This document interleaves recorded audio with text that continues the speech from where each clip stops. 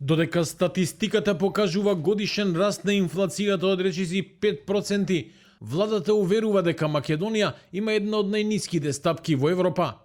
Според последните податоци, цените на мало растат, а месечната инфлација бележи зголемување од 0,7%.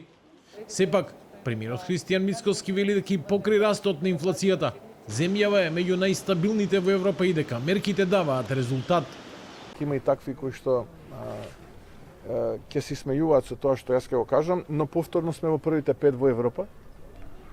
Помала месечна стапка на инфлација од нас имаат Словенија, Словачка, Естонија и Белгија.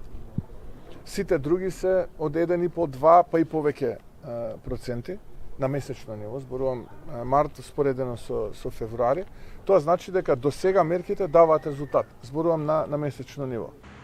Од владата уверуваат дека ситуацијата е под контрола и дека трендот се следи внимателно, особено по намалувањето на даноците и интервенциите кај цените на горивата. Но опозицијата гледа поинаква слика. Од СДСМ обвинуваат дека власта се обидува да ја прикаже состојбата подобро отколку што е, додека реално граѓаните се соочуваат со раст на трошоците за живот. Тие предлагаат и конкретни мерки, намалување на ДДВ за основните прехранбени производи, со цел директно да се намалат цените и да се олесни притисокот врз домашните буџети. Последните податоци од Државниот завод за статистика ја потврдуваат потребата од ваков закон.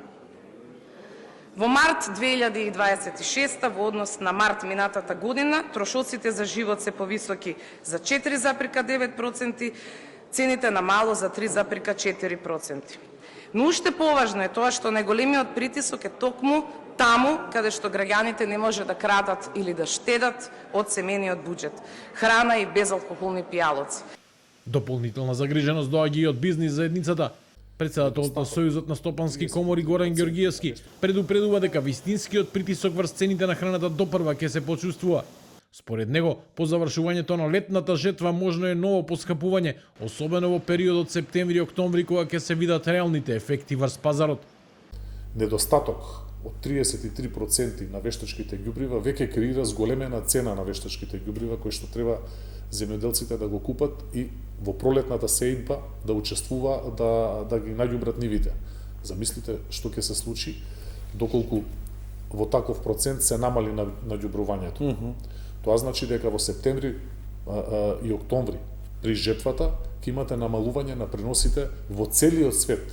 Во вакви услови, економистите предупредуваат дека и покри релативно пониските стапки во споредба со дел од Европа, клучно е како инфлацијата се одразува врз домашниот буџет и куповната моќ на граѓаните.